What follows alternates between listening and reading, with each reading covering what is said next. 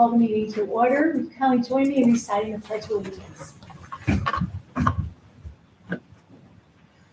I pledge allegiance to the flag of the United States of America and to the republic for which it stands, one nation, under God, indivisible, with liberty and justice for all.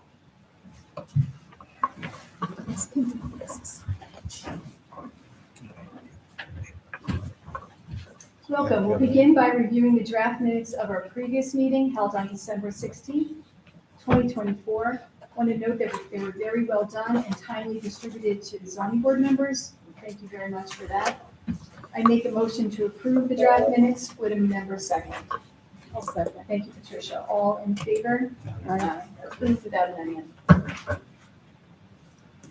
We'll review the agenda for tonight's meeting.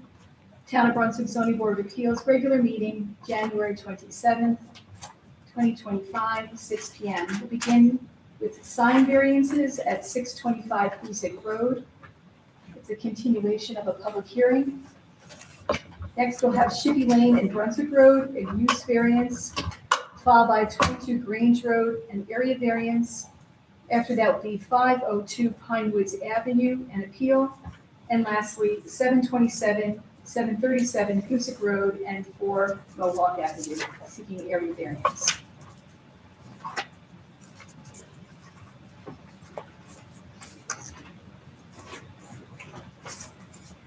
So the first item of business on the agenda is the sign variance. The public hearing is the continuation. Is there anyone here who would like to speak for or against this application? I want to note that since we last met, the applicant submitted and the zoning board members have received their response to the public concern.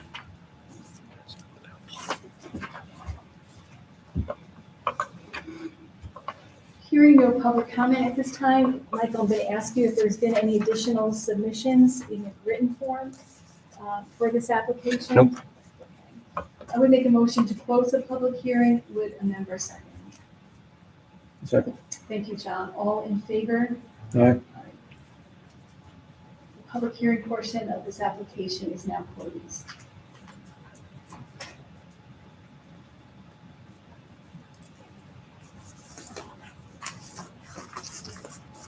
Are there any questions by any of the zoning board members?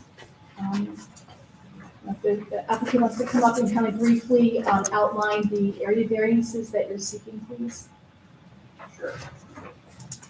So you guys all have our new proof that we submitted, right? Taking the poll much smaller, then also taking the public's comment consideration, making the poll smaller, and then having the 625 to be vertical instead of horizontal.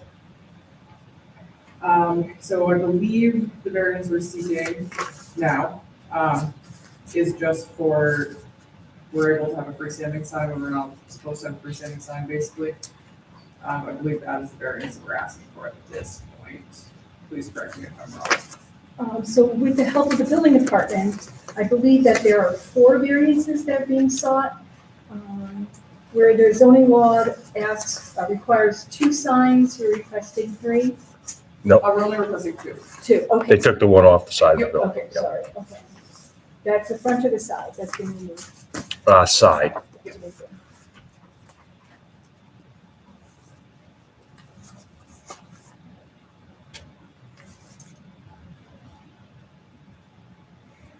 So the freestanding sign requires 125 feet of 150 feet of frontage?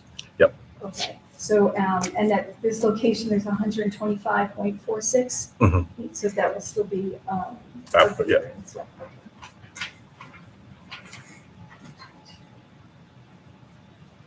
And that the freestanding sign should be set back 50 feet.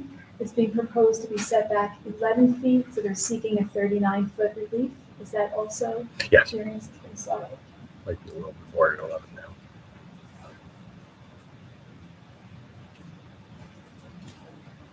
Okay, so those two.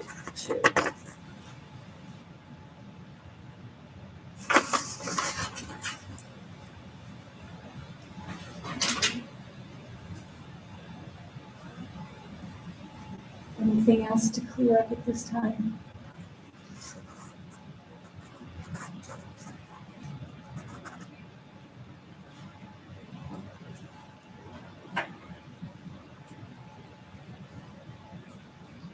Okay, let's sit down here now. Yeah. Thank you.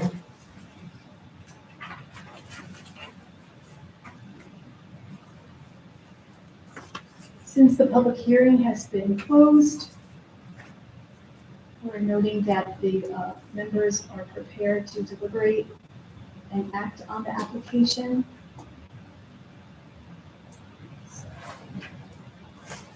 In doing that, we look at our standard elements to review for an area variance. Sorry. Oh, that's right, Chris, thank you.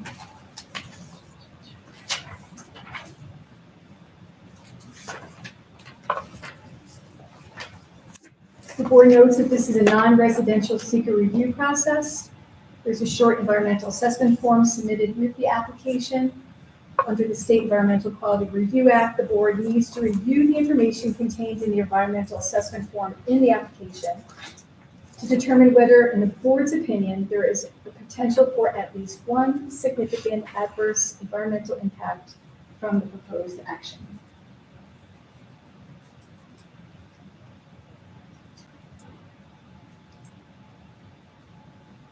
And I would make a motion that there is none.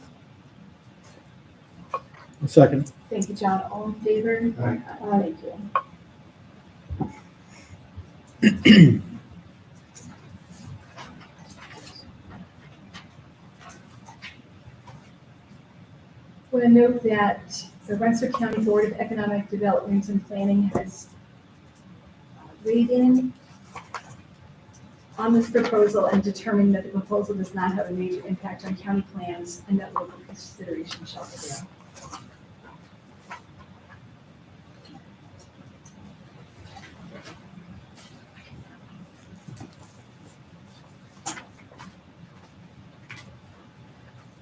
The board is asked to explain how no undesirable change will be produced in the character of the neighborhood, nor detriment to nearby properties created by granting the area variances.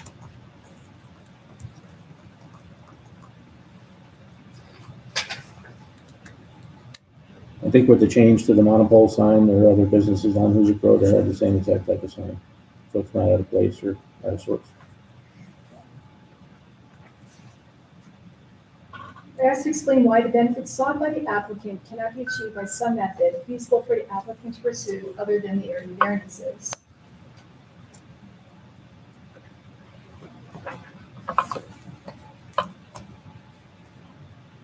And so that other design proposals that were submitted by the public and the zoning board members were considered and deliberated on by the zoning board members and the applicant at previous meetings.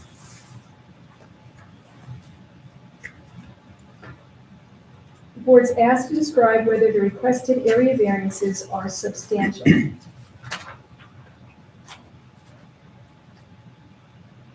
So we'll note that it's for a freestanding sign where the property road frontage that's being requested is for 125.46 square feet, and then what's being required is 150 feet.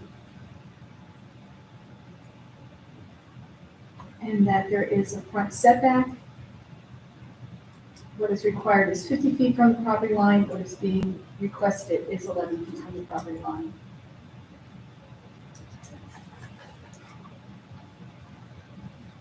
And I would note that particular area variance,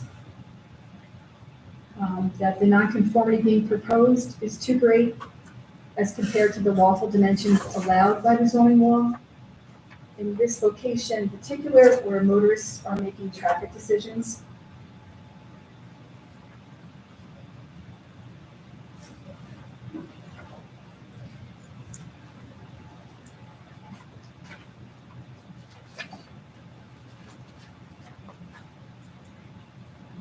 The board is asked to explain how the proposed area variance will not have an adverse effect on the physical or environmental conditions in the neighborhood or district.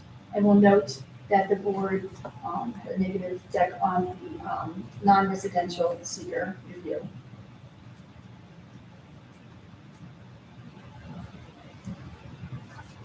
Well, being a monopole sign, it greatly reduced the size of the base and any effect on the terrain there. And then lastly, the board is asked to explain whether the difficulty is self-created, and note that consideration is relevant, but shall not necessarily preclude the granting of the area variance. Well, it's self-generated because the business owner wants to put a sign up closer to the road, which is on the side of the building where it's not visible.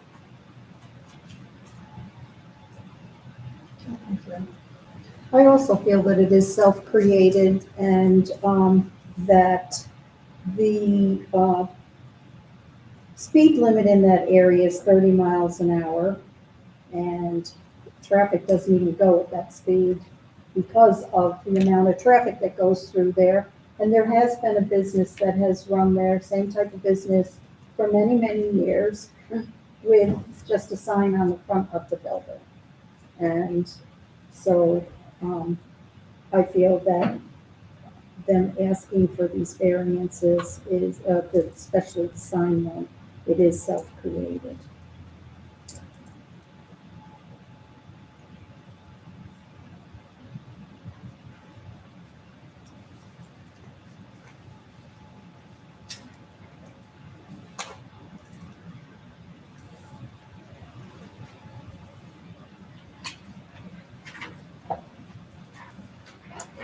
Any other further deliberation?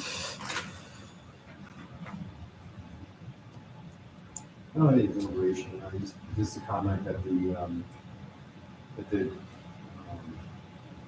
the applicant did basically answer the request of the residents by putting a proposal together for a sign that was erected out of the view, particularly coming out of the crosswalk or coming out of the side street there. And she did indicate as well in her response that regardless of the sign being there, there is a need to have to pull out into the crosswalk. So that's not, the sign being there is not causing that issue. The issue is already there, just because of where the crosswalk is placed. And it's right on the edge of the road.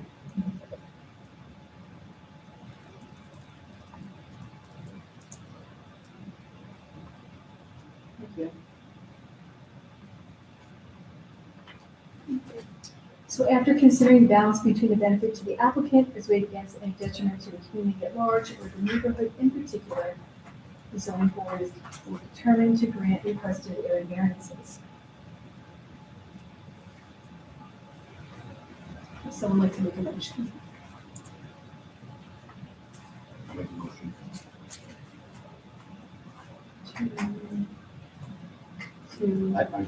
I make a motion to accept. Right. I'll second that.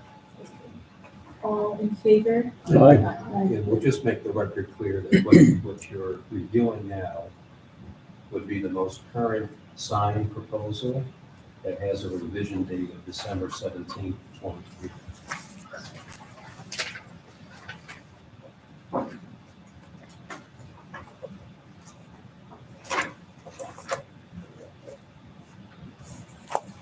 Should we revote? No, it's not.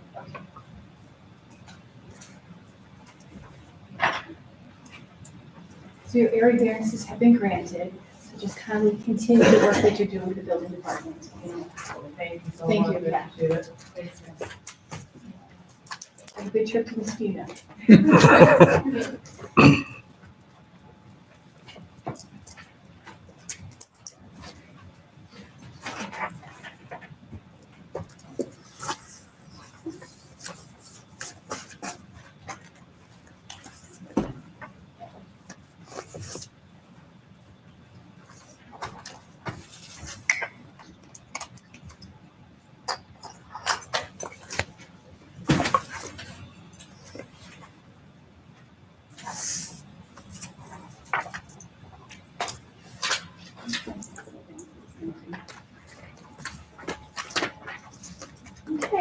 at Shippey Lane and Brunswick Road, use variance. I'd like to come up and give an update on what has happened since we last met in December. Welcome. Thank you. I'm Allison Phillips. I'm Dave Brennan's partner at Young Summer. Here tonight representing the applicant for Shippey Lane and Brunswick Solar LLC. Since the last appearance before the Zoning Board of Appeals, there have been some developments in the appellate division's review of some of the legal issues that have come up in the context of this application, specifically whether or not the public utility use variance test would be applicable to the ZBA's review of this project. Dave had shared the lower court's decision coming out of Green County, indicating that that is the appropriate standard as opposed to the traditional use variance test.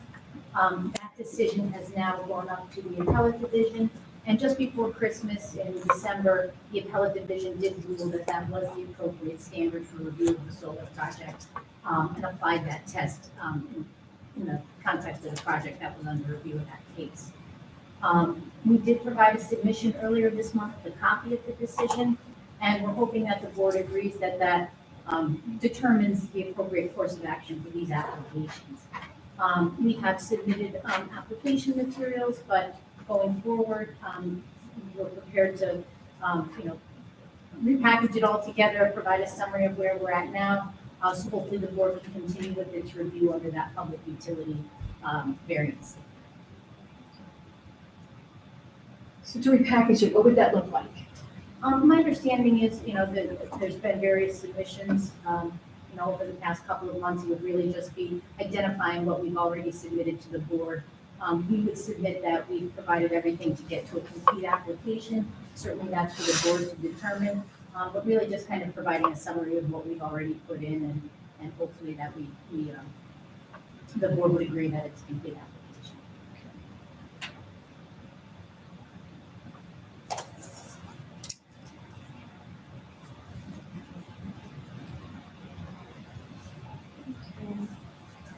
But, we wanted to make sure we appeared tonight, make sure, the board is in agreement based on that recent court decision. So we're all on the same page as the next steps in course of action. Sure, okay, great.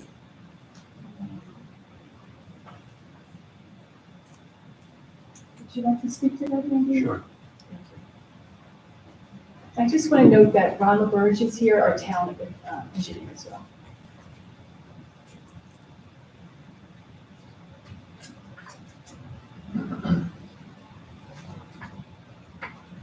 So I would concur with the applicant's attorney. Since the board last met, our appellate division in the Third Judicial Department did hand down a decision on the issue of what standard to apply on a use variance application for a utility scale solar project. Case is Freepoint Solar LLC against the Town of Athens Zoning Board of Appeals. It was handed down just before Christmas, December 19th. And it's reasonable to conclude that this decision states that in these utility scale solar applications seeking a use variance, it is the public utility use variance standard that is legally applicable. The court did review the public need element, had concurred with the Greene County Supreme Court that that element should be read very broadly in this context. And further, that the applicant will still need to meet the second prong, which is not an unreasonable impact on the neighborhood or locality. And so in that regard, I think that kind of frames the repackaging of the materials to certainly address the public utility use variance elements. You'll hear from your review engineer on that issue of impact to the community. It is relevant to both the seeker determination as well as to your determination on the variance application itself. But again, you'll get input from your review engineer on that. So in terms of the legal standard to apply, I do think the appellate division decision is properly read as stating the public utility use variance standard is applicable. on utility scale solar use variance applications. Thank you.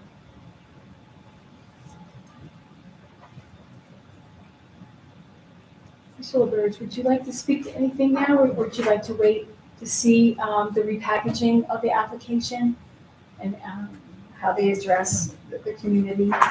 Certainly I'd like to wait for the repackaging. I'm not sure what exactly it will be. I know visual impact is a big one here. I'm not sure what other significant aspects come into play other than visual these locations. One thing that really wasn't touched on during the course of all this review, because we kind of got into the legalese of the determination process, is stormwater. We don't need a final design, but I think the repackage should show how you handle that. We don't need a full design plan, but some acknowledgement that it needs to be handled and what they want to do there. The only other thing that I had was way back when we talked about you by the fire department, and I don't recall seeing anybody address that one. Just because that's not on there. I was actually gonna ask you that, because given the light that there was a major solar farm fire in town of Skodak earlier this year, Yeah, right, it was. you know, is that considered an environmental impact? Obviously, it comes into question. Well, the big thing about that too is they have to make improvements to the road that's outside the project boundary, right? So it's going to require approvals from whoever. But it's a narrow rate, if I recall. But anyway, those were the minor, those are things there. Other than that, we'll wait to see what they submit. Come back and just the applicant, we have to speak there with all the questions. Thank you, I appreciate it. Think we're used to one. Well, one is- Eagle Moser Center Brunswick. Brunswick one, actually. So while I reviewed the decision and provided my counsel, I think it's appropriate for the board to determine that that would be the applicable review standard for the record. And I'm providing counsel, I'm not making that decision for you. It should be clear that that's the standard that the board concurs would be applicable. So that's probably, it doesn't require a vote, just a discussion.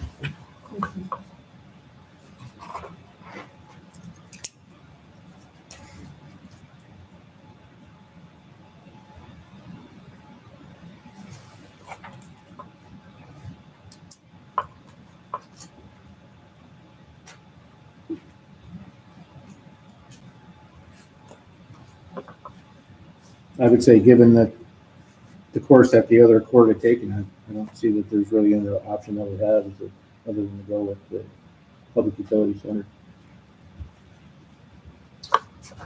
We agree with that.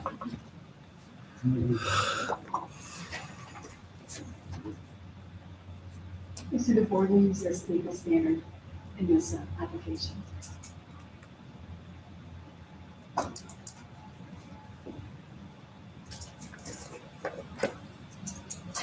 Well, thank you. We look forward to seeing the new submittals.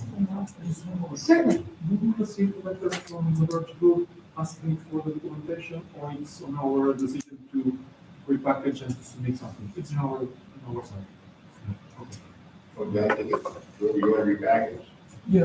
Like we're saying, if you have questions, to document it. We appreciate it. Yeah. Great. Okay, thank you. Yeah, thank you.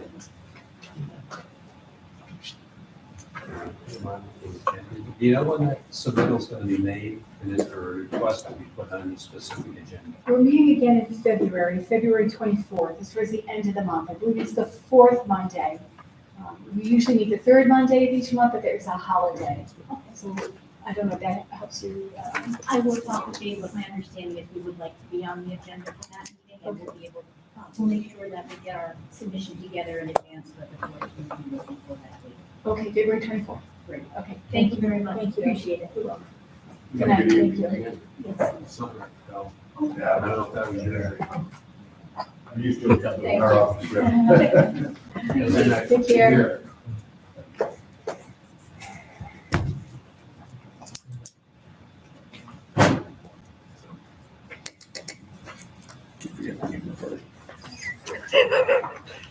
Okay, next on the agenda is 22 Grange Road, the area variance.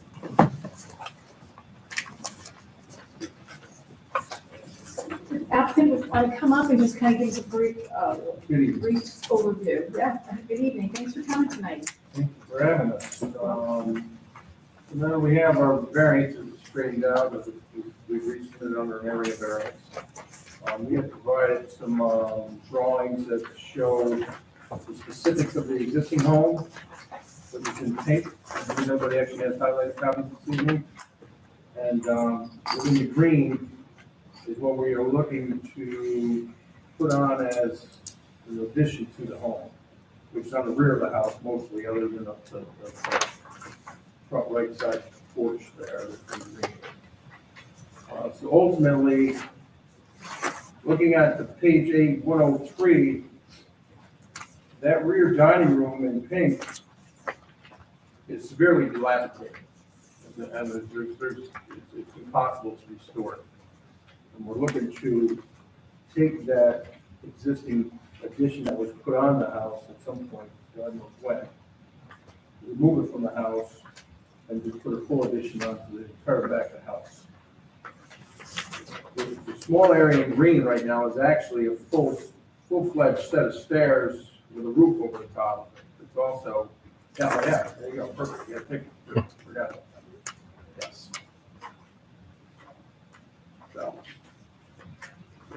So that's coming down, or that's just being converted to? Well, we're looking to take the whole back of the house, right, off Got and fully restore, rebuild. But adding to the second floor, we'll increase the house to allow enough room for myself and his wife and 3 children.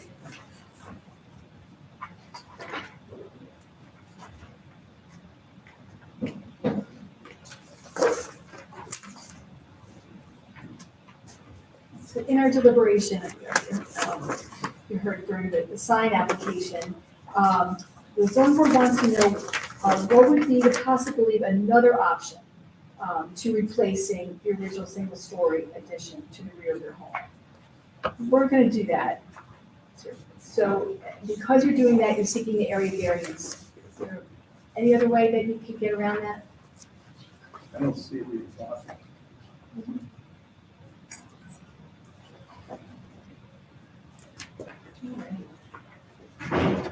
There are no other questions.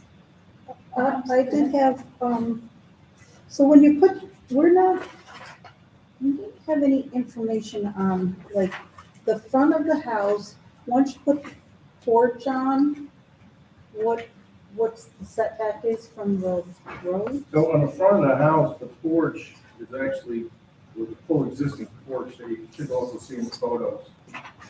That was fully dilapidated, that we've already removed that in order to clean up the front of the house. So it's not gonna go across the whole front of the house, the No, porch? there's actually an inset jog on the house. I don't have the actual photos that you have to actually tell you which one you. Oh. So yes, so that's exactly what we're portraying, is that porch right there where your pen is.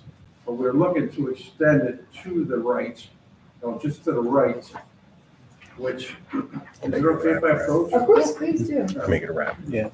Wrap around porch. So ultimately, this right here is the existing porch Right. that we've already removed. Right. It fell right off the house. We're looking to wrap that porch this way and back down that side of the house. Oh, so you're not That's the coming green. any closer to No, absolutely the, not. Nope, it will not affect any setbacks by any means. so you're not coming any closer to the.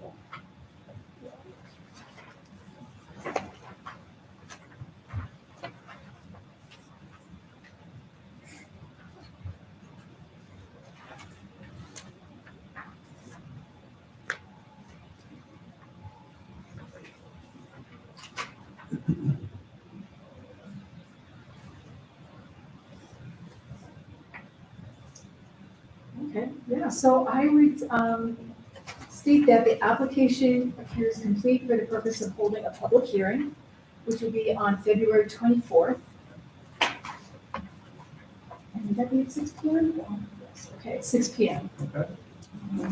So what that looks like, that there's a notice distributed out to your neighbors who live within 300 feet of the project site. Yep. And then they would have the opportunity to speak for or against the project at that meeting.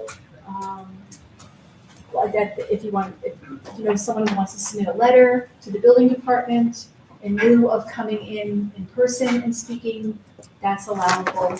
Email, same idea. I did see in your submission that you have your neighbor's consent Yes. for construction. Yes. We'll note that with the materials. And at that time, if there are any questions by the zoning board members, we would ask those questions of you, and then maybe we'll go forward. So I just want to ask you, do you give permission for the zoning board members to visit the site? Absolutely. Yeah, so we're good then. If anything comes up between now and then, just communicate it to the building department, and then we'll get it out to us. So we'll see you in February 24th. Thanks. I look forward to it. Okay, thank you very much. Thank you, you too. This is time to be on the phone with the meeting. You want? So now we. This time, so it isn't yours. Thank you very much. Bye, good night.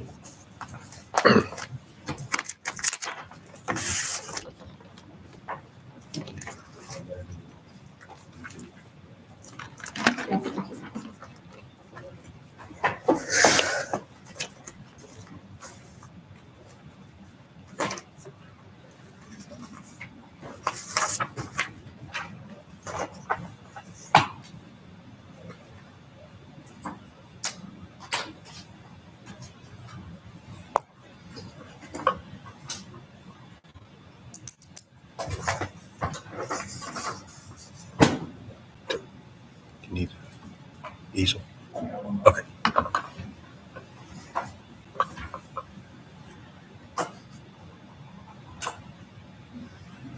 Hi, and you're here for 737 Brunswick Road?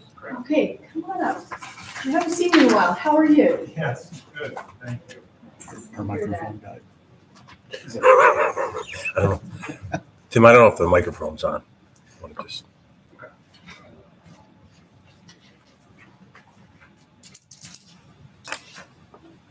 So a lot has happened since you were here last. You want to give us an update on all that good stuff?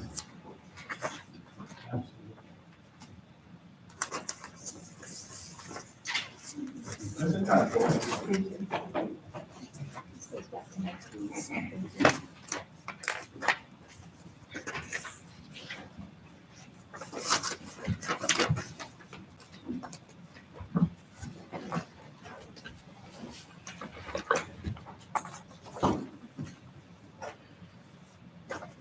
So the most recent submissions that the zoning board members have received by the building department on January 23rd, 2025.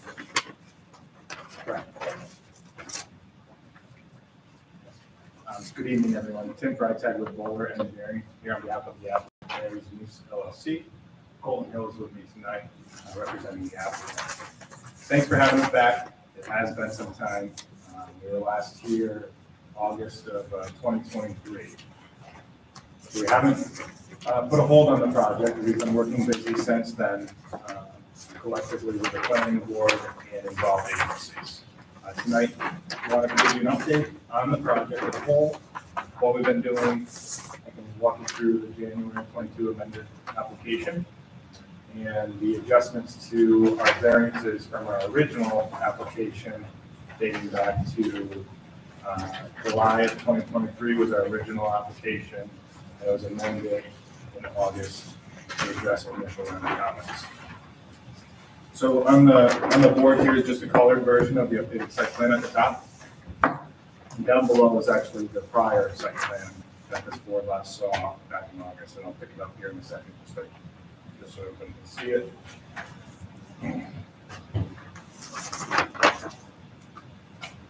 So this is our original application. This was when there was a quick service restaurant proposed on the western side of the site. Tenant known as Chick-fil-A that was being investigated. The biggest change to the project since you last saw this is Chick-fil-A is no longer being proposed here.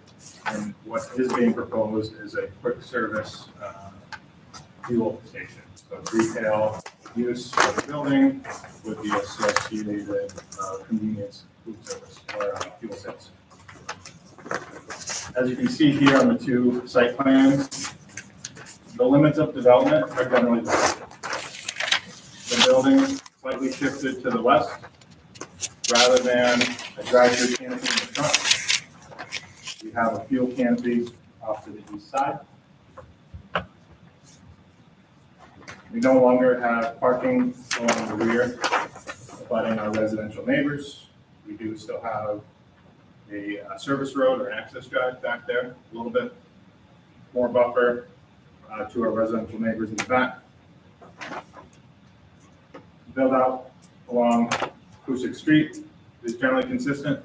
We still have that retaining wall out front, site circulation, access to the site via the existing signal. That signal will be completely replaced as part of this project. We'll be adding a fourth leg to that signal to service the center. Full access off the Mohawk Avenue is in the same location as the prior application. Off to the east side remains the same. Proposed restaurant use, proposed retail. Those are targeted for Chipotle. So it'll be a Chipotle lane. They don't have a menu board. You don't order at the store. You order ahead on the mobile app or call ahead and you use the lane for pickup. And then Mattress Firm is looking on the proposed retail side of the site.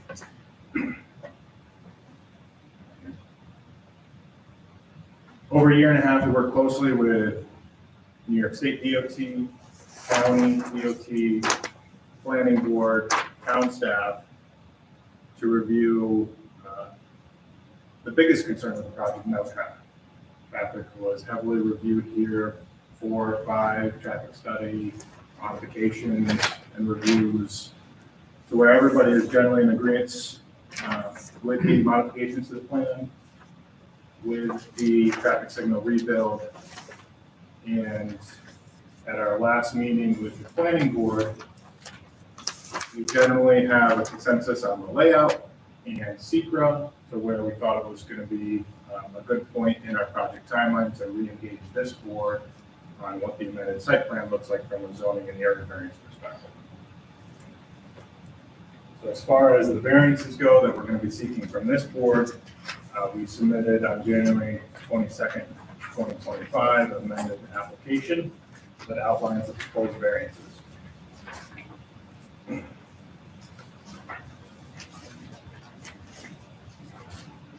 I'll just walk everybody through those. So in our packet, there's a project narrative that has a table of the requested variances. That is just after the EAF.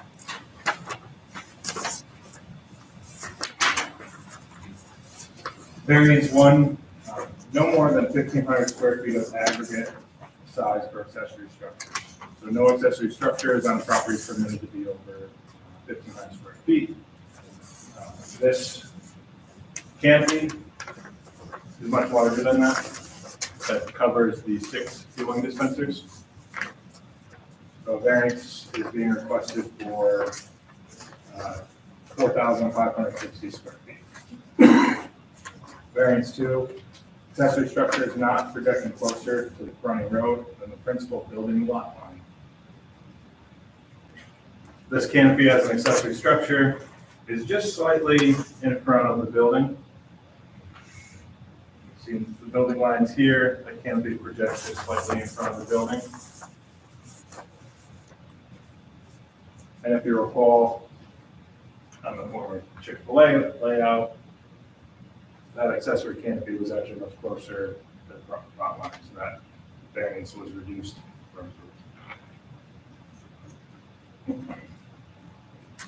Accessory structures within a 75-foot front yard setback of Brunswick Road. So again, similar variance to number 2. A 30-foot maximum building height. 32 feet is proposed on the proposed fuel station. These are the elevations of the proposed building. Quick Check is looking at this property. They are actively pursuing the capital region as an investment to come up north. They're just a little further south. They're in Kingston area right now as they're looking to expand further in the capital region. They have multiple sites here that they're looking at, and this is one of them. This is the 2-foot. It's just this tower element. The rest of the building is within that 30-foot setback, so it's just simply this tower element that is seen from the renderings. These are the building elevations. They're an upgraded facade with brick, and then carrying that brick into the columns of the gas station canopy as well.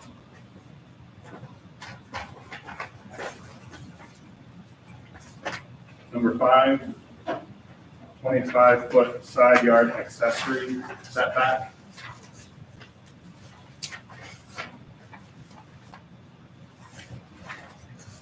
This is the entire development project that we're looking at. As part of this project, there's a lot line adjustment that's creating a lot line right in the middle. But we have shared access, common access to service these 2 sites. So this essentially created lot line, creates hardship on the property for side yard setbacks. We're trying to have a cohesive development, but the side yard setback still technically applies to this internal lot line. So this trash enclosure is within 25 feet of that side yard. Parking within 20 feet of the residential property.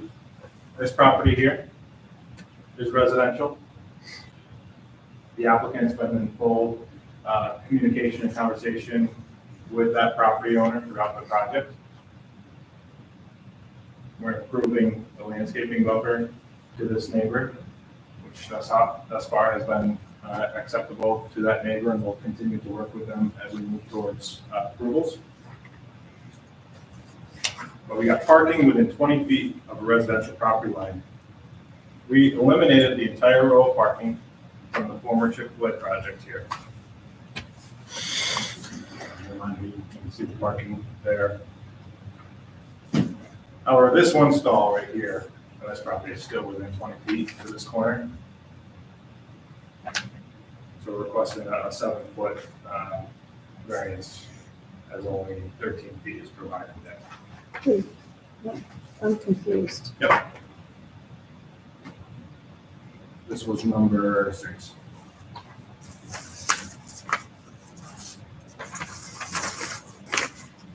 So you're saying parking is within 20 feet of the residential property line? Right, okay, so up here in the corner, but is all this stuff continue to go to the left? All of that is, It's not considered parking. It's an access drive. and a roadway does not have a setback from a residential property line? Okay.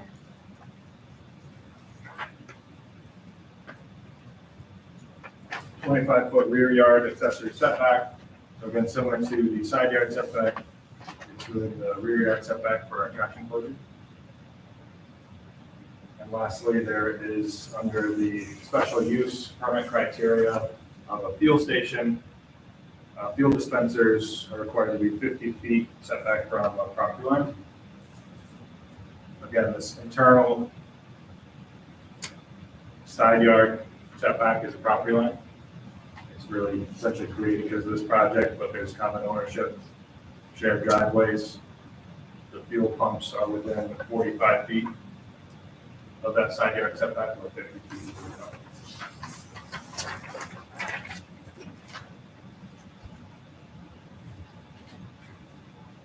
These are similar to the variances for the Chick-fil-A project. In this narrative, we kind of struck out some of the wording from the original application to show the changes.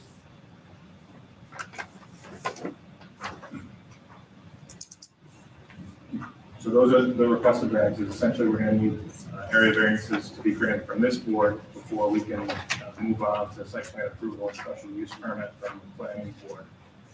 At this stage, as I mentioned, we kind of got the head nod from the planning board to re-engage this board. The next steps are for the planning board to act on secret.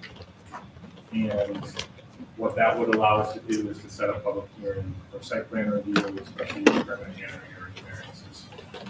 At our last meeting, the planning board potentially targeted the first meeting in March to schedule their public hearing. And they are inviting this board, if they felt comfortable, to attend their first March meeting on March 6th as a joint public hearing to review the application. So that's the highlights where we are in the project. Turn it back over to the board for any questions. So I have one. A lot of this has to do with that center line for your two parcels. Yeah. Why not just merge them together? So financing is a piece where you have two separate lots. You can have separate financing on it. It's just a different development strategy. So having them separate is the preferred approach from development. But to your point, it's self-created. Removing that lot line essentially doesn't change the project as a whole. It's just simply an invisible line for ownership. And you're gonna have two different signs, one for the quick check and one for a combination of the, what would be the mattress store and Chipotle. That's It looks like both, one on each side. That's correct. There's elevations here. So signage is not part of our application.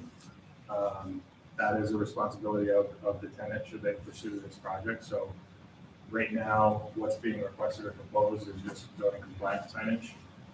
They would be responsible for coming back to this board for any signage variances in the future. That just kind of tied into my question about the lot lines. If it was one lot, would you create one sign for all three? Okay, I see, right, because if it was one lot, we'd only be permitted one sign.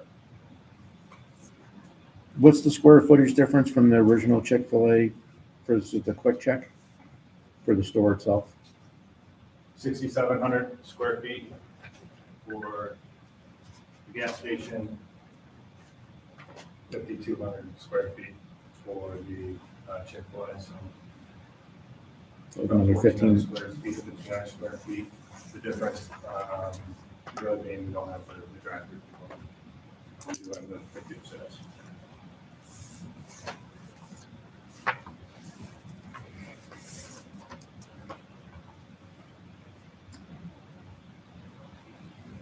And there's one other Chipotle that has this drive-through. I've never seen that before. Yeah, there's Mike one more mentioned. coming online.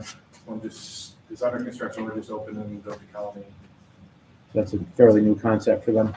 They've been pursuing it for a couple of years now. It's a result of the outcome of COVID. What everybody experienced during COVID was such an increased demand on these drive-throughs and convenience that the models have shifted slightly from that.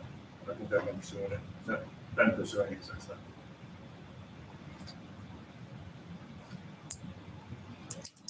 There's another one over in Glenmont that's also open.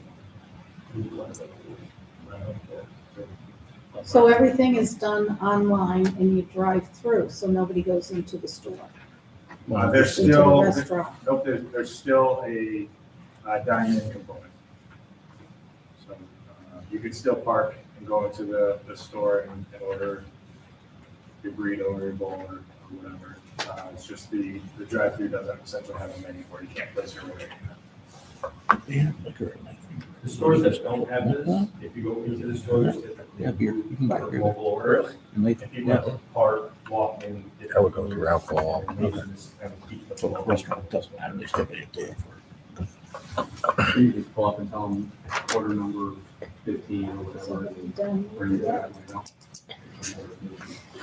Great concept, and yet two kids buckled in car seats in the back, and walk inside. Yeah, and Tim would have been- Two 17-year-olds. the only here is obsolete, yeah, there's never, maybe two cars stacked. Because when you order ahead, you're given a pickup time window, so they can phase it, they only give out a certain amount of customer time slots, so they can control the traffic. So if you go out and have it, place an order, they'll say, come between 1:15 and 1:20. And that time slot will fill up as orders come in, and then we'll push down the time slots to make sure that everybody's not coming to the store at once.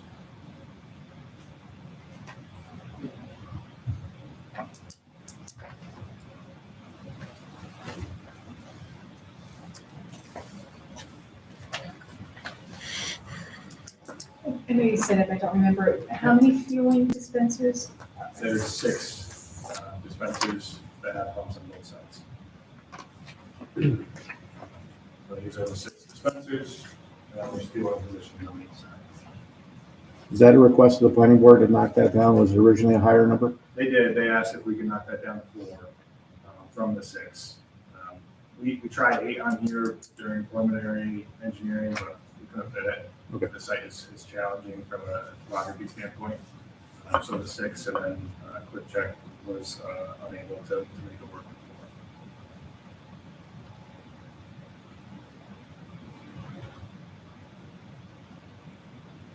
before. I see that you're be diesel.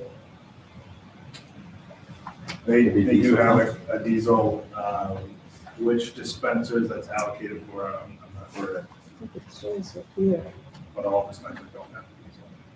it's the one, It's Usually diesel brings in the top One right, day. later vehicles and top right.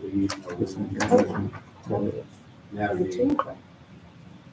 Trucks and trailers. Yeah.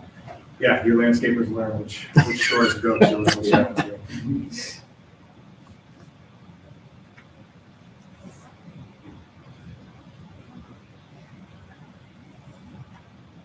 But that's also part of our delivery route, having this back access drive.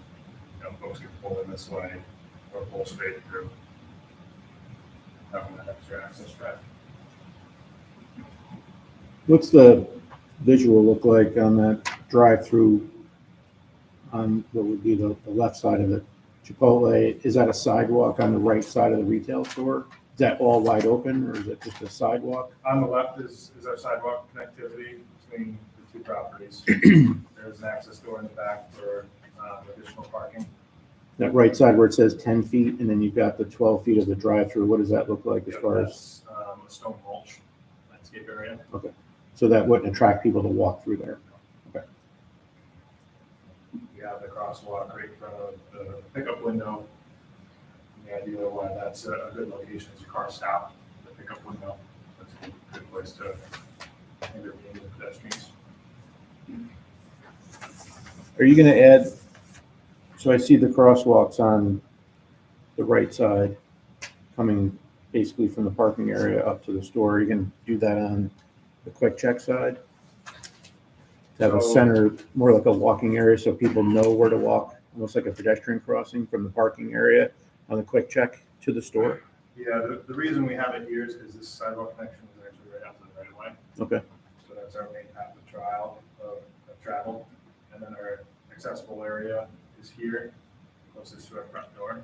So that's the reason why those are striped from a normal parking lot. Here, this is our retaining wall, so we can't get a sidewalk connection to the right of way. So this is just a general row of parking where if you park here, reality is you're not gonna walk over here to a striped area to cross. You're just gonna walk to the store from these smaller parking lots. But here we've got the pedestrian connectivity from the right of way to get into the store. Through the planning board process, we were looking at pedestrian connectivity to this building, and the same my thought is realistically, someone's not gonna walk from here to here. Realistically, someone's not gonna walk from here to here to here either. They're just gonna walk up this driveway if we don't have any other accommodations. So we brought the sidewalk up, no walk avenue here. Just to get around that retaining wall to get some more folks into the store if needed. Will there be a designated truck entrance for people delivery? So we've submitted circulation plans that do allow use of this driveway and signal for delivery. They can come in, and still circulate around the building, back out. Loading area for, box trucks, or brick trucks, or whatever to supply the store. They would come back behind the building, stage here, and then navigate out at either driveway. Same thing with the other location? Yep, these guys would come in and circulate around.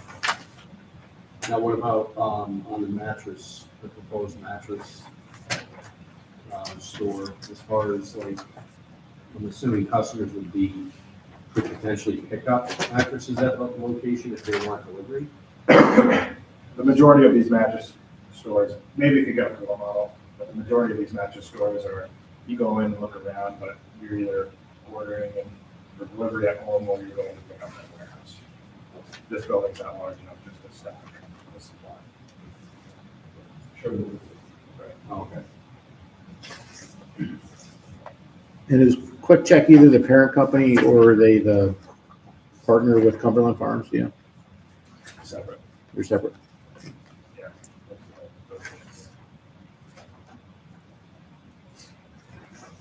See the greens though. I had heard that they were part of the same umbrella of companies. I wasn't sure if that was the case. I guess my concern would be what would happen with Cumberland Farms down the road if they come in with another station, same company that can go vacant.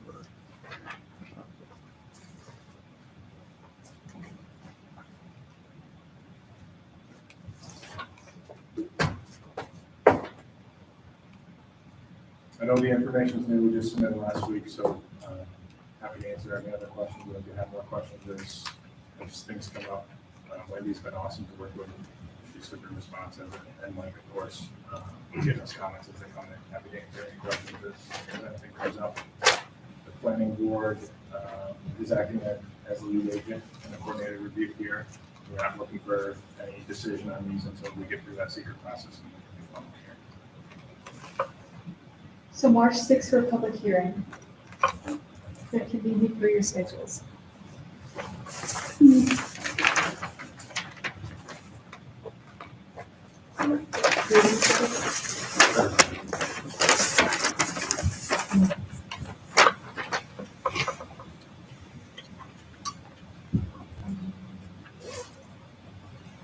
Would you need to come in front of this board in February? Not on our side, Mhm. certainly can if we feel there's value to that. But I think the next formal action is we have to attend the planning board in February 6th, for a potential secret determination. Then they can post the notice 30 days in advance for the public hearing. But willing to if this board feels there's value to that. And we don't necessarily need to know tonight.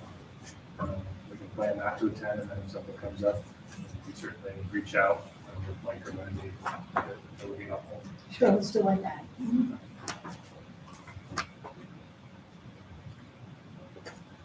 Sounds like a good date? Mhm. Okay. March the 6th, and that's 7 o'clock? The planning board is at 7 o'clock. And so if the planning board does make the secret determination and set the public hearing, it will be noticed as a joint public hearing, then in this board would have a special meeting then.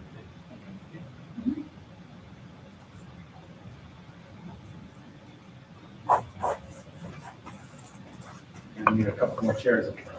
Yes, right.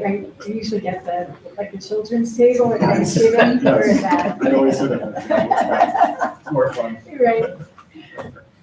All right, so we'll see you on the 6th. If something comes up, we'll be in communication through the building department with you. Thanks so much, appreciate your time. Thank you. Good night.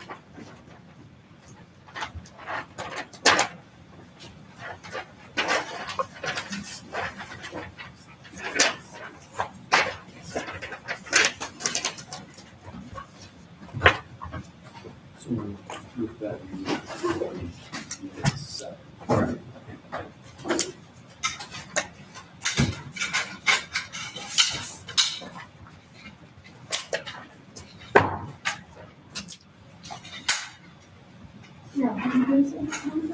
Usually, public hearing with the planning board.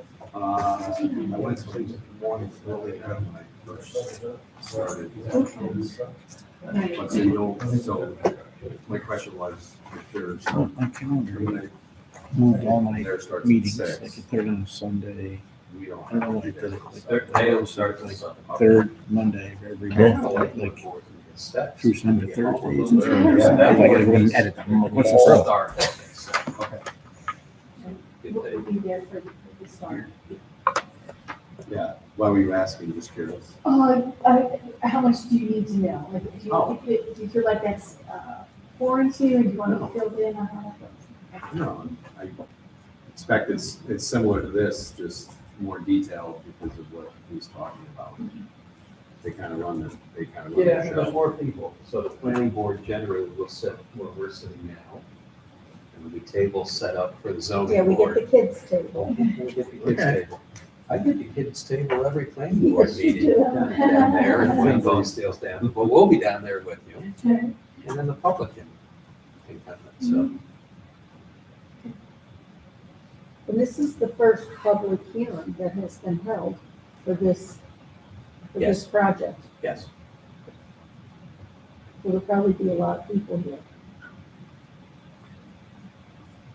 Potentially, yes. Certainly with the Chick-fil-A, there was a significant amount of public interest that attended planning board meetings, even though they weren't public meetings, they're allowed to attend. With Chick-fil-A being removed from the project, I don't know Right. what it will be. Right. So they found that Chick-fil-A was just causing too much traffic, right? The traffic studies were not favorable. I wouldn't go that far. I think if they had a significant number of traffic studies, even with Chick-fil-A, and it had addressed a lot of the traffic issues, if not all the traffic issues, there were some stormwater issues with the Chick-fil-A layout that were challenging too. And I think it became a timing issue, with needing to get at that location. And Well, this was a lot more square footage on the building. Yeah. You would think that the stormwater would be even more of an issue because it's not pervious, there's a lot of runoff with the pavement. We'll see. You will learn that they've They're done not fixing the significant Chesney. site work. They were with Chick-fil-A. Stormwater plan. It's just not noted on here. Yeah. Oh, it's supposed to be at least a right turn. They'll Chick-fil-A address was gonna be like 4 lanes. All right, so we move on Left to turn our straight and final right, I think. No, see that now. business Turn that's in later. front of the board. Okay. And that's 502 Pine Avenue, it's an appeal. So there are no representatives for the applicant here tonight. Zone board members can still deliberate and discuss the merits of the application. We don't necessarily have to make a decision tonight, but I think from the conversation and the deliberation that the members have, we can instruct our attorney to draft a decision if we come to that point. So I guess our deliberation would be for the record.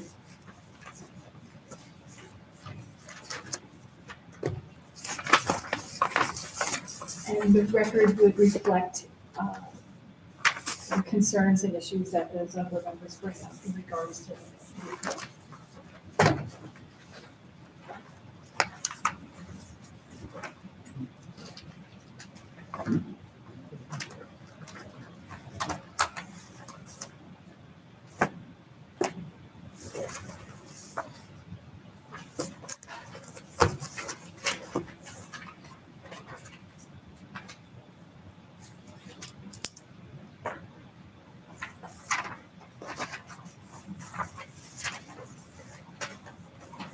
So this is an appeal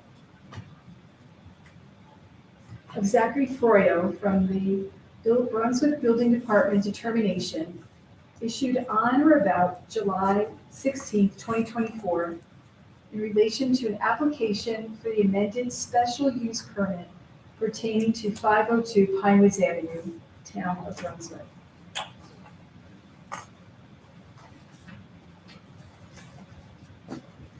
The main question that's being asked is what does the zoning allow at that location?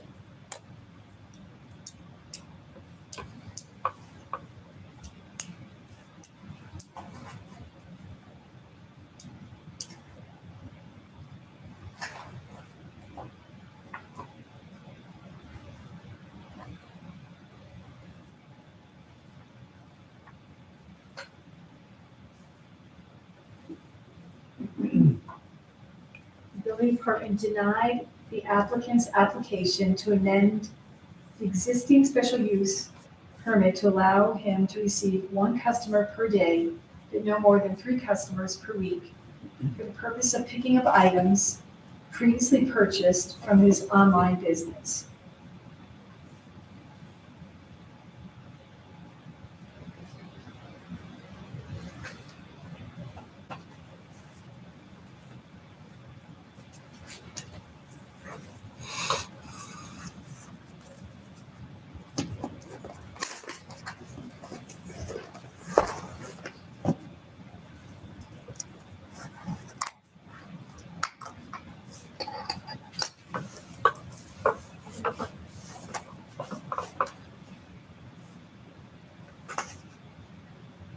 So basically, the applicant needs to modify the first special use permit that was allowed. Wants to eliminate the condition of no customers. He would like to have customers to his home to continue his business.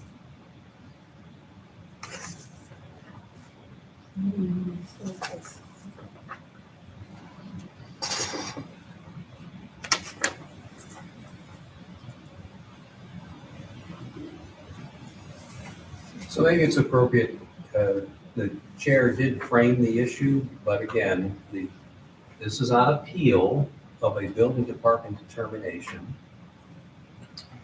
The building department's determination on the current application by the property owner to amend its existing special use permit concluded that that use, which would now include customers coming to the residence, was not in compliance with the Brunswick zoning law. Determination is founded upon the home occupation use.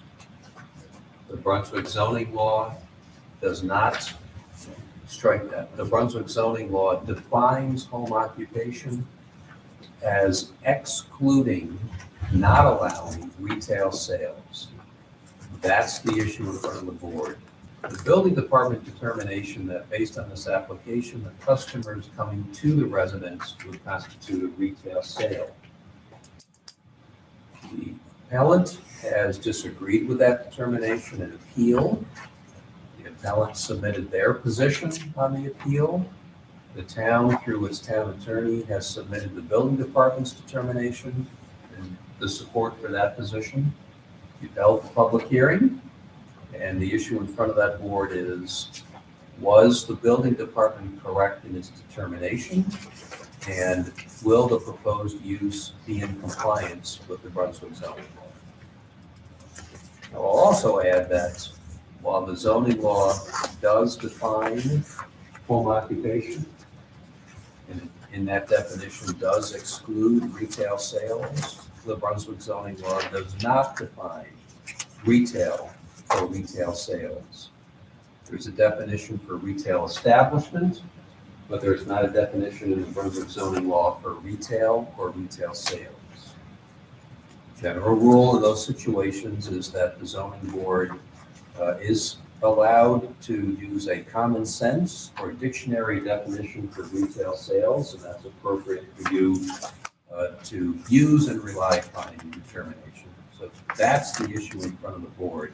Is the proposed use, which includes customers coming to the residence, in compliance with the Brunswick zoning law? Well, if you want me to start the conversation, I will. I look at it, I was always told that there are 2 types of sales, wholesale and retail. I understand retail isn't allowed, but the planning board gave a special use permit to sell firearms online. And if it's not wholesale, which it isn't, it has to be retail. So in my opinion, even though it's not allowed, they had been given permission to do retail sales. And the fact that they want to change it, you can't, if it already is retail sales, you can't change it to retail sales. So I don't think it's gonna make a change. The definition of retail sales, if you go to Google, it's the sale of customer goods by a business to end customers and includes in-store sales as well as online sales. So his business meets the definition of retail sales right now. So you can't say that, well, he's not retail sales, he is, even though code doesn't allow it. The planning board gave him the special use permit to do that. Maybe faulty by a decision by somebody, but nevertheless, it's there. You can't take away his right to do retail sales right now. It's too late. So I don't think it's gonna change anything to have customers there. It's still gonna be retail sales. It's just the way I look at it. In our zoning law of home occupation, it does not,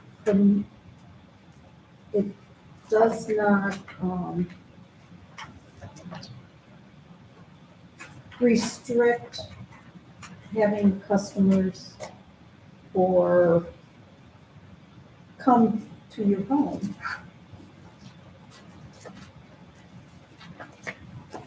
So the fact that somebody is coming to his home should not have a bearing on whether or not, I mean, it's a home occupation, and you are allowed to have someone come to your home if you have a home occupation.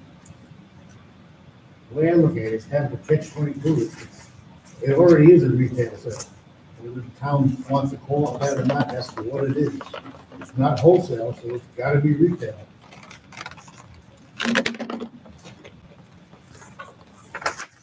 So I believe that the home occupation definition excludes retail sales with it. And yet he's doing it. Yet he was Legally. approved for a home occupation.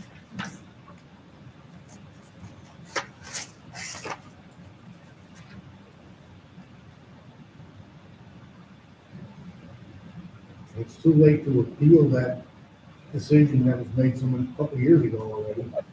That can't be changed. He has that special use permit now. And the definition, what he's doing fits perfectly with the definition of retail sales.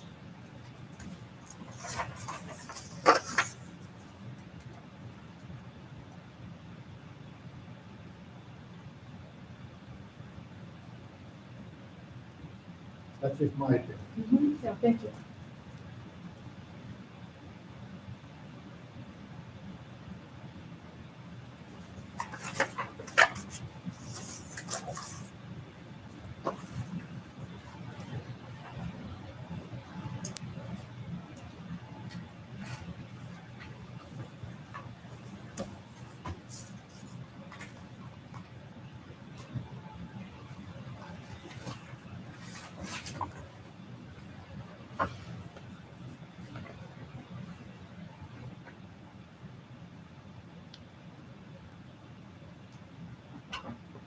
It's kind of sticky.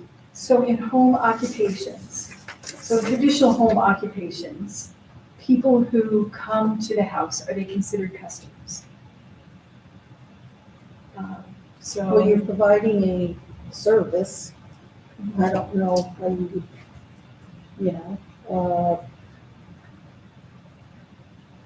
if you're the example of giving music lessons, they would refer to them as their students. But they're providing a service, and people are coming to their home for that. so then is there a distinction between a service that's being provided and an item that's being provided, a product? So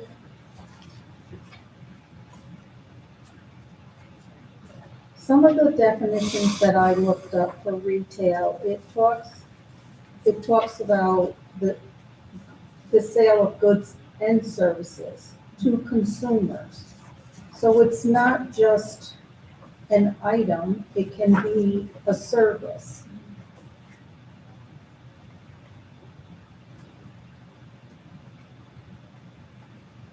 So, but that goes in line with what John said. He's selling goods, which would be considered to be retail.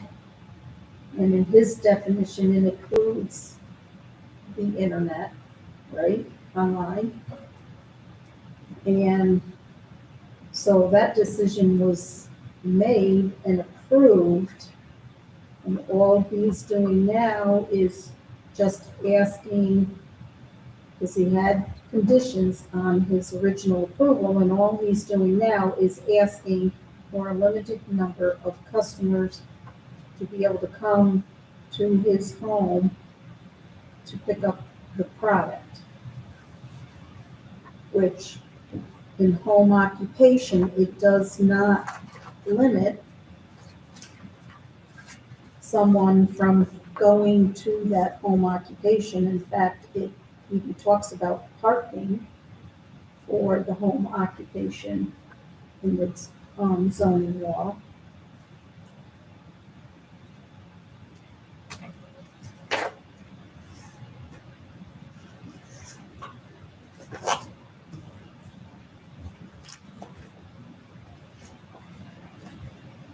Tried to get a definition out of Webster, but they didn't have a definition for retail sales. They had a definition for retail, but not retail sales.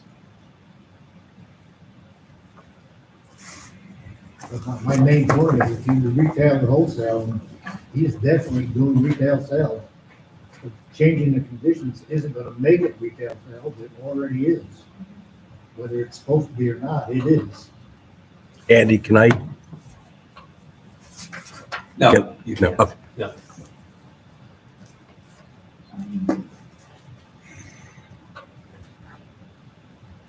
So how would this be different in someone purchasing something from an online thing? Say, Facebook Marketplace, where the transaction is usually done online, but then the customer comes to the house to pick up the product that they purchased online. Do we have anything that in our zoning laws that address that type of transaction? It's like if you're running, if you're selling stuff on Facebook Marketplace, but if you haven't established yourself as a home occupation, I mean, we wouldn't even be regulated, would we? But he has a business though. If I had a personal item I just wanted to get rid of Yeah, and sell because I no longer need it as a plain old resident or homeowner without a business, I would see that as two different things. He has a business. Well, another definition that I had for retail was the sale of goods and services to consumers, where the retailer purchases goods from a manufacturer directly or through a wholesaler and then sells in smaller quantities. And they're selling for profit. So he is purchasing from, he's purchasing at wholesale or however, whatever that would be, and then he's marking up and he is selling these products for a profit, and he's established himself as a business. He's a licensed business. So he does meet that. I mean, he is conducting retail business. I understand he's not supposed to be, but on the other hand, the town did give him permission to do it. They knew exactly what he was gonna do, he laid it out, and they said, yes, you can do that. And what he laid out is retail sales.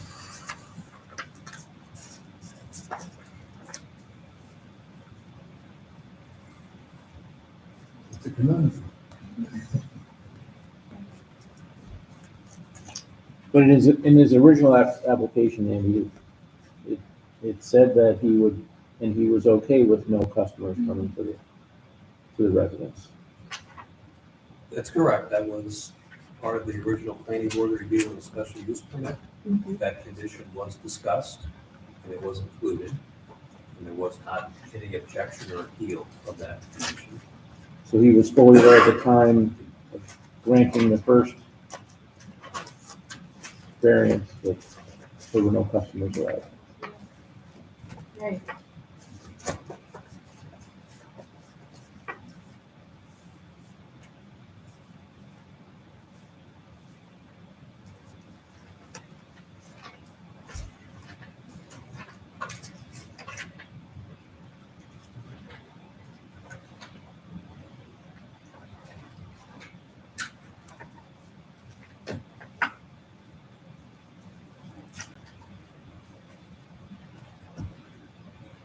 And that's what's been the start of this appeal, is to modify that first special use permit to allow customers.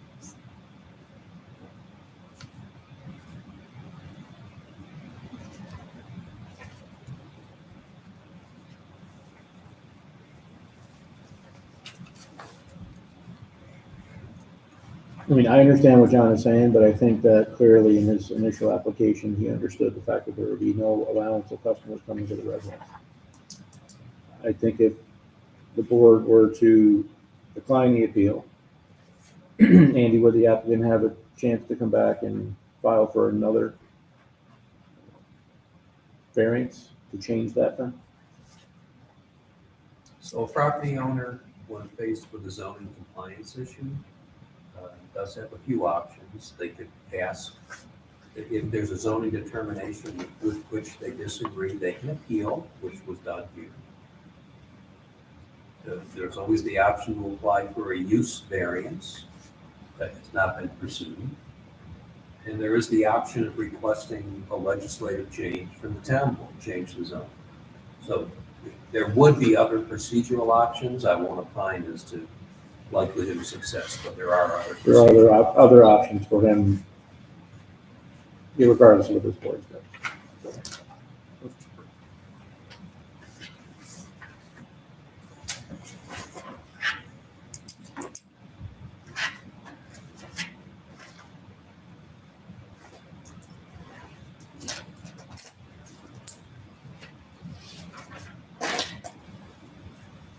Well, if we decide that Mike is wrong, excuse me, Mike, No it's problem. not improving his other conditions, it's just allowing the planning board to decide whether they can change the conditions. Am I right on that? In the event the board grants the appeal, then the matter would go to, if pursued by the property owner, it would go back to the planning board to complete the application to amend the special use permit. That would still be subject to planning board review. This would merely address the zoning compliance issue. It would not address whether the special use permit should be amended. Your role is limited to just determining whether the zoning determination was properly decided. It has not yet been decided by any board whether to amend the special use permit. You're only dealing with the zoning issue. I just feel that the original decision by Mike Golden was a wrong decision. It's basically put us in this spot. Even if we disagree with Mike, the planning board doesn't have to approve the conditions, a change in the conditions. It's up to them. It just gives them a chance to look at it.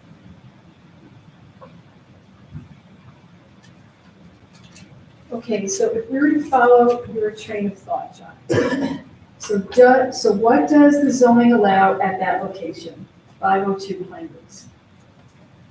You're saying that it allows retail because that was the first determination. I It didn't want to, but it did. Um,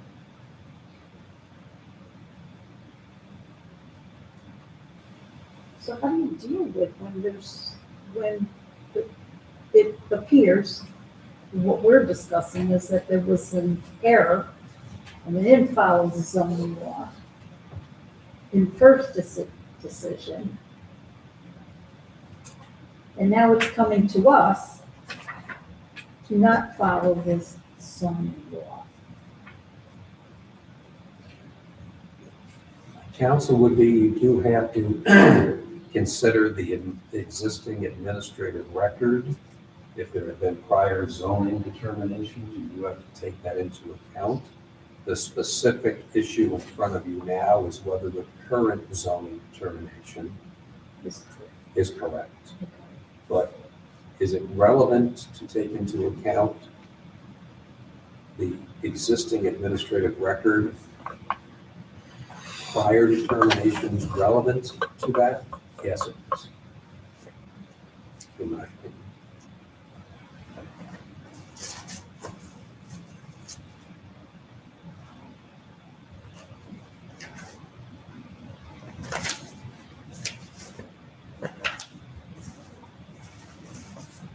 So then, trying to summarize, so then what we're saying is that home occupation is allowed at that site, at that location. But that retail is not, by the definition of the home occupation. But retail has been going on at this site. At the permission of the planning board.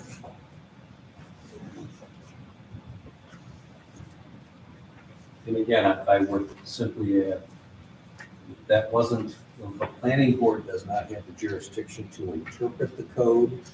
That prior interpretation by the building department back in 2021 was the zoning determination by the building department that the planning board thereafter was required to follow. At some point, the town said, yes, you can do this. And it's retail sales, there's no getting away from it. The town told them you can do it, and they're doing it. Nothing's gonna change whether, that's just the way I look at it. It's not gonna change it to retail, because in all fairness, it already is retail. Regardless of the number of customers.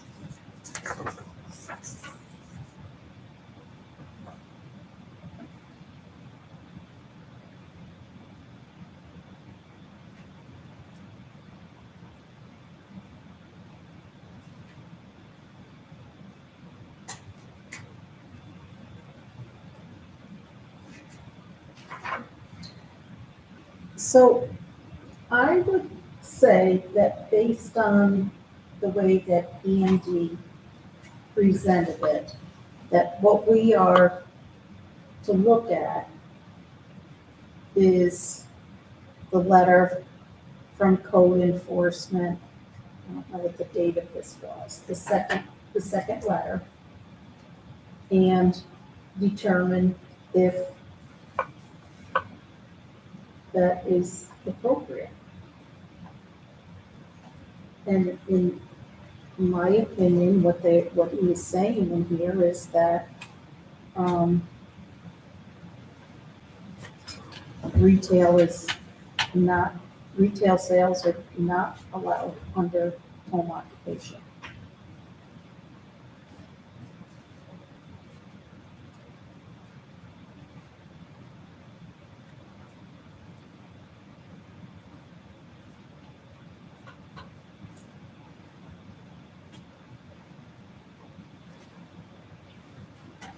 Right, and again, if I could frame the record, the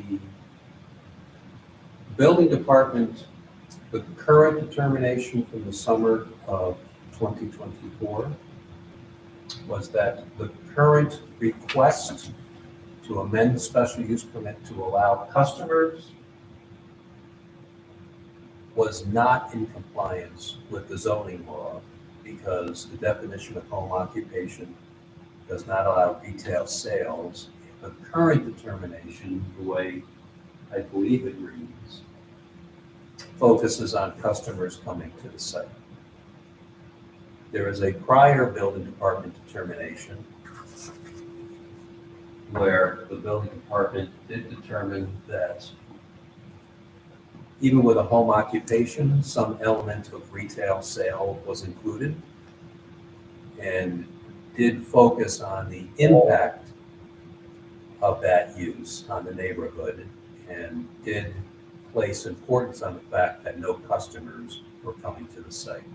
That's what the record is in front of you in terms of the building department determinations. Your job, again, is to step in the shoes of the building department, review the zoning law, review the zoning analysis, and make your determination. Now, the complicating factor here is there is an administrative building department determination from 3+ years ago that was not appealed, that was not reviewed by a court, and remains in the record. That was and remains a building department determination. The current determination from the summer of 2024 remains the determination, but that's the determination that's on appeal. In order to decide that appeal, you do need to, and it's part of the record in front of you, consider the entire record that includes the 2021 determination. That's not easy. It's a complicating factor, but you can't disregard the earlier determination. It is in the record. It was made. That's how the zoning law was interpreted, and it was not appealed or reviewed in court.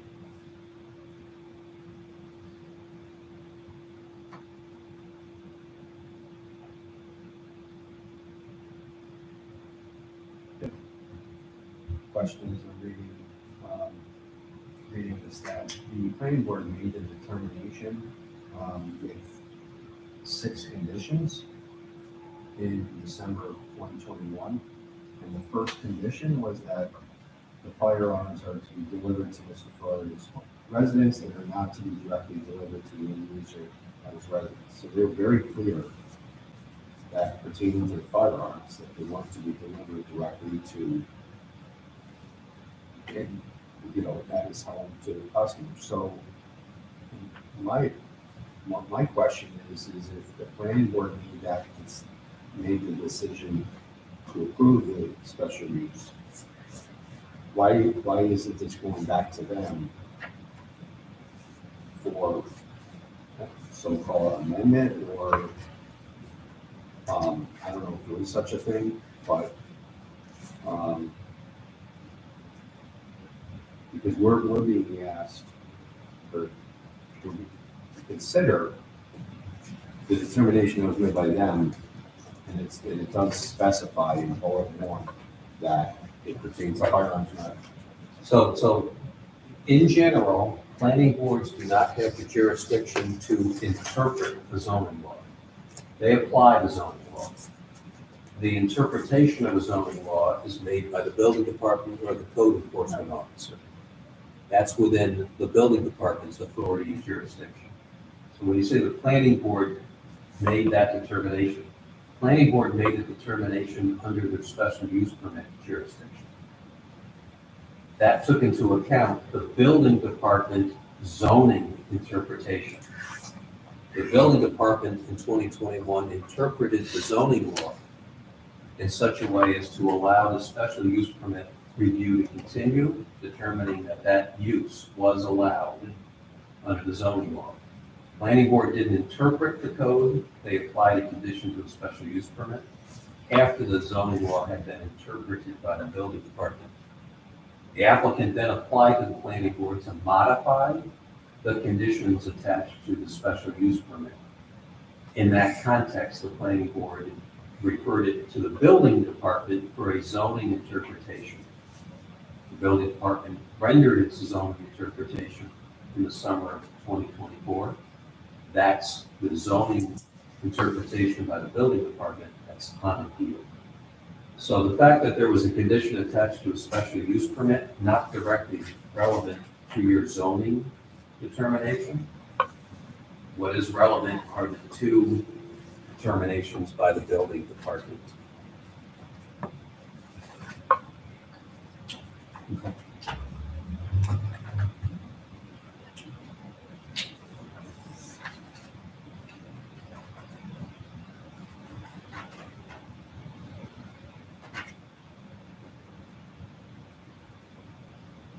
So the building department made a determination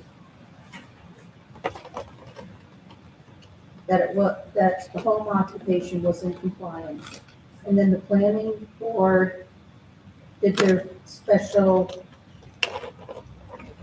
permit review, came up with the 6 conditions, where only the first one really relates to having anybody come to his residence to pick up Yep. the product. Then he came in and he needed an amendment, because he now needs to have some customers come and pick up the product. And then the building department made a determination that by allowing customers to come and pick up the product, it was in non-compliance of the home business, the rules for a home business under the zoning law.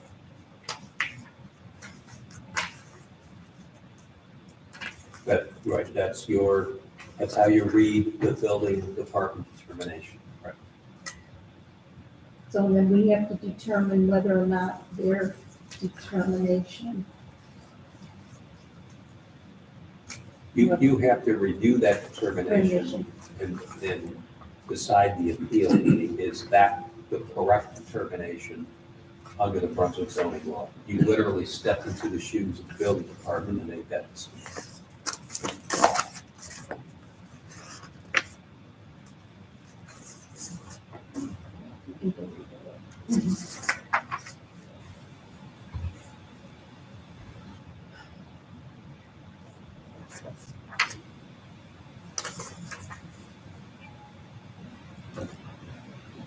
I still have the opinion that it doesn't change it into a retail establishment because it already is. That's just the way I look at it. You're saying that by amending the special use permit, it doesn't change the home occupation that It's is, gonna be a retail existing. establishment now, and if they do it, it's still gonna be a retail establishment. and that was, It's not gonna change. Basically, Mike said this will change it into a retail establishment, and you can't, because it's already a retail establishment. Based on the original determination.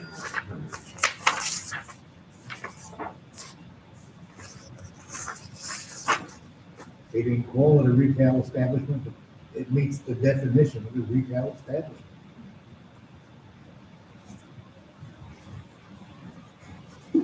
So even though in his original request, he specifically said, request to start an at-home FFL business. Business will be strictly internet and phone sales with little to no inventory and no walk-up business, which he understood meant no customers, but irregardless, Internet by sales- definition, internet sales that are is retail sales. yeah.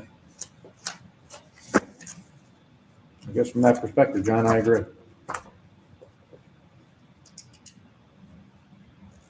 And it's by no fault of, the building department, first or second. It's by definition of what was in there and what was granted. So.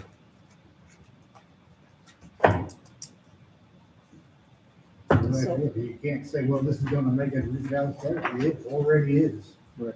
Not changing the darn thing, is that one of the conditions. Well, you're That's not up stepping to us, into that's up to the the planning board. building department's shoes and looking at it and then saying, Well, what I'm saying is I agree with John from the perspective that originally his intent was to have a business at home, even though he put certain stipulations on it with his application at the time, it didn't matter because the definition of what he applied for is retail sales, and it got approved. and it got approved. So I kind of agree with John, let the planning board make its decision on whether or not that they want to change the conditions. I agree with that, that's, opinion, that's where it should go. And I feel that I'm in agreement with that also. I'm in agreement with that. I have a question though, is that on job? Is that what we're doing now? Is that our, is that the task at hand? So again, what the job of this board is, number one, decide the appeal. What that means is, was the zoning determination correct or not? A lot of what John Schmidt is saying is the zoning determination was made, and whether John agrees with it or not, he views that as what was proposed in 2021 already was retail, already included retail sales. The zoning law doesn't define it. The textbook or dictionary definition includes exactly what's being proposed in 2021. And it is noted for the record that the 2021 determination did conclude home occupation has to include some type of retail. That is written in that determination. John's position is adding customers doesn't change the use to retail. It's already retail, and it was allowed under the prior building department determination. Right or wrong. Right or wrong, Yeah. and the relevant issue is not customers, the relevant issue is what's actually occurring on the site. Does it meet the definition of retail Say a sale? whole lot better than. Well, Meet the definition of retail sale, whether you agree with the 21 determination or not. That was the determination. It did allow that use. And adding customers, in his opinion, doesn't change the use. It's already there. Agreed. Don't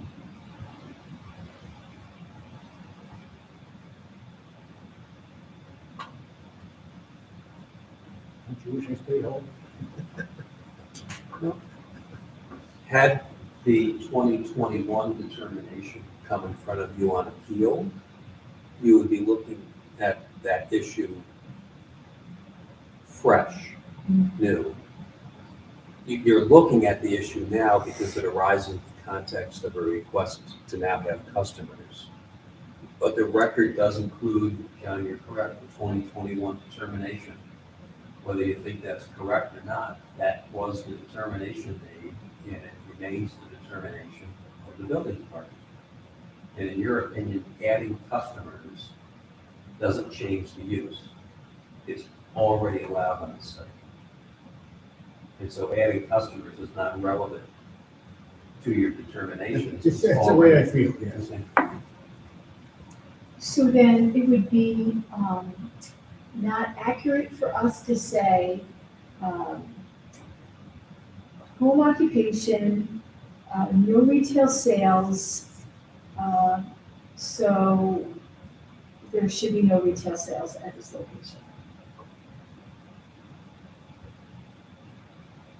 Because It's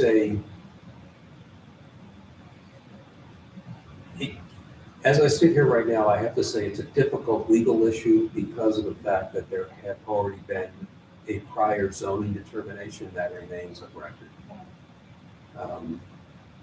It could give rise to, well, what could happen at other right. home occupations in town? That may result in a review by the town board in terms of how the zoning law is written. Yeah. Okay? Your job is to interpret the current zoning law, and you can't ignore the existing administrative record. Right.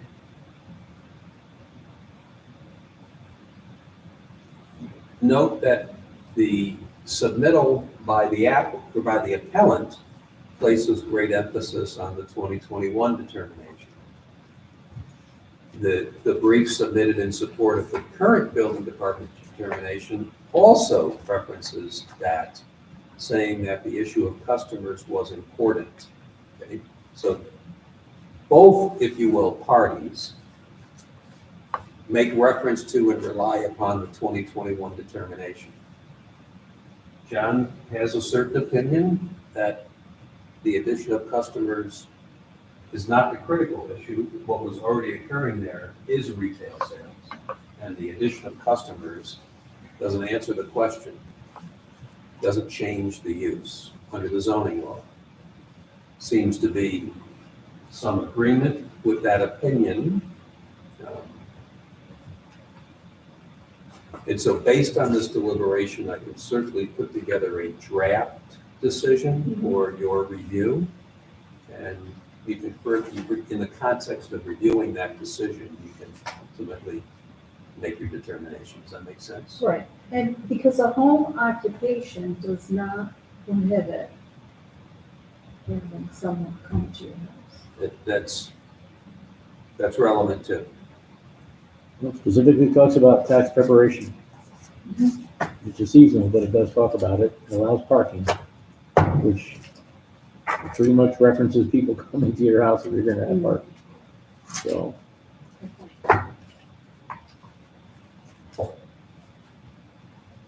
Can we talk timing for a minute? So I gotta review that again.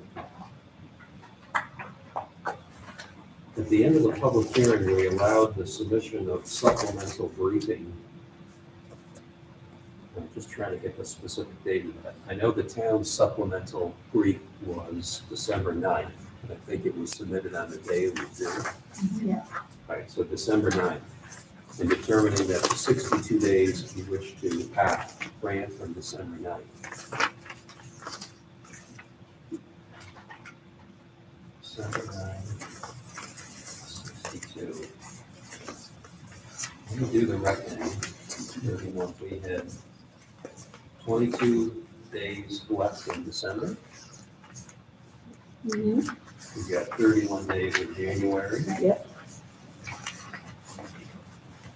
And then we'll have 9 days then in February.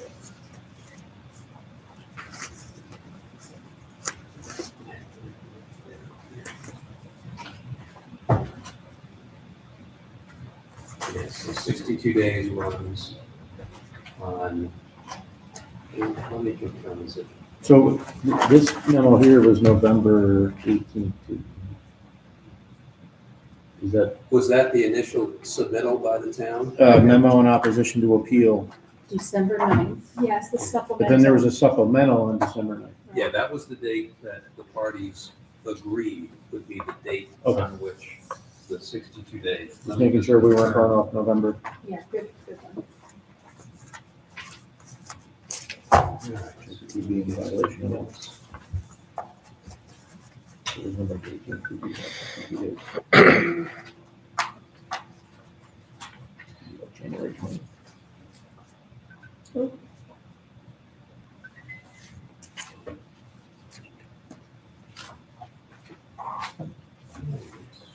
It's too long.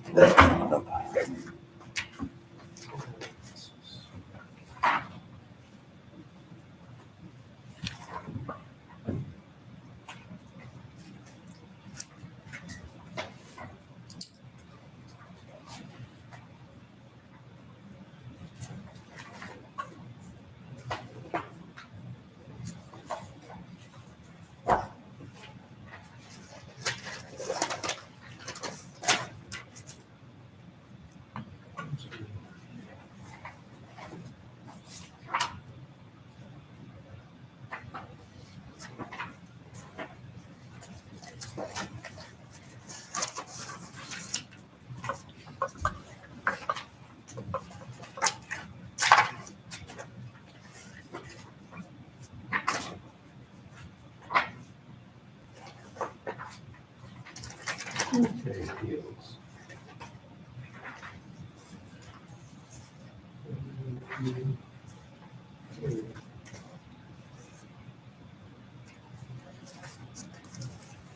Yes, the zoning board shall decide the appeal within 62 days after the close of the hearing, and we determine the December 9th date would be determined at close of the hearing.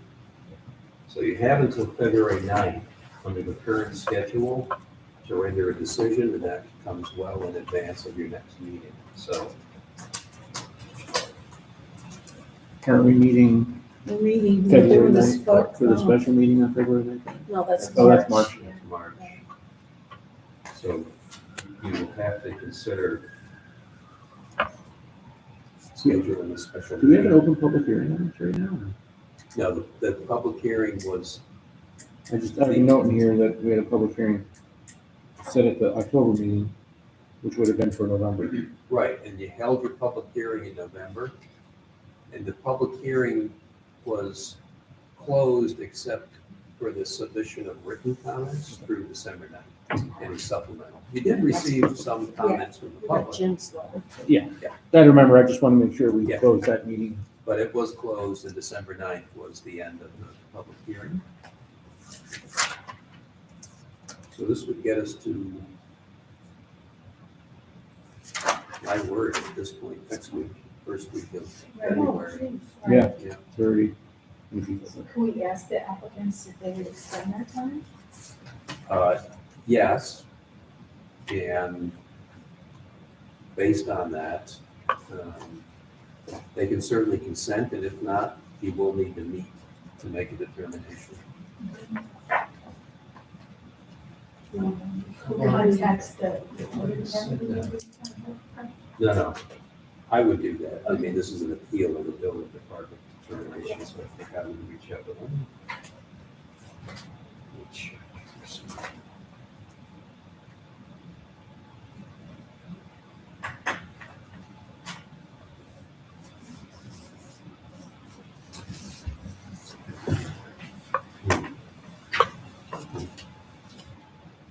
Our code is silent. Some codes indicate that if the decision is not made within that period of time, the appeal is denied. This code doesn't say that. So what I will do tomorrow is email appellant's counsel, the copy to Tom Chaffee, saying you started your deliberation and are requesting an extension through your regular meeting, I would presume in February, which is 24th. 24th. It's a week behind because of President's Day. Right. And then I'll advise the board, and if granted, then it'll be on your agenda for your regular February 24 meeting. If not, then you'll have to schedule Okay. a special meeting. Okay. Should we set a tentative date so we all know what date it's gonna be? For the special meeting? Yeah. Well, if they won't extend it, so that means next week we have to have a I'm not meeting, sure. right? Go ahead, you said 27th? Today's 27th. 1, 2. Yeah, would have to be someday next week. Because Monday's the 3rd, following Monday's the 10th, so it have to be a date next week. I'm available that day. The planning board does meet on the 6th at 7. One option is for you to meet at your regular time at 6. Yeah, because people will be here. So potentially February 6th at 6 p.m. Potentially, if that works for everyone.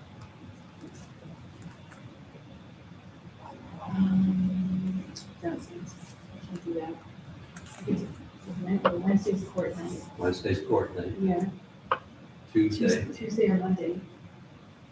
Any conflicts with Tuesday or Monday? Tuesday would be better for me. Okay, Tuesday. I don't know, a meeting at 7, but I would assume it would be Yeah, we'll be able to do it. covered by that, so. Okay. Fourth? Tuesday the But fourth, that, of course, Tuesday the Tuesday the 4th. 4th. What time? 6 o'clock? 6? Sure.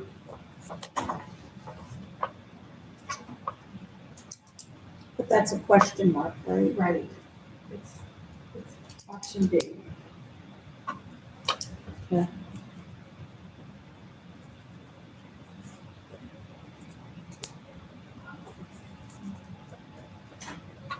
So would representative of the board party have to be here?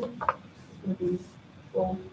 It would be a, Well, let's take that for a moment. Mike did ask, could I say something? He can't because we're here on appeal of the building department's determination. He's in essence a party. Is Wendy covering the planning board meetings now? Kevin will be from here on out. Oh, okay. So is Kevin going to cover the zoning board as well? I believe so. Oh, okay. Well, then Welcome aboard. put him on notice. Absolutely.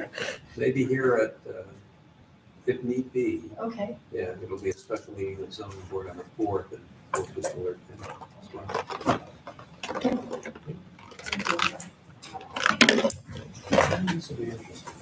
any other items of new business?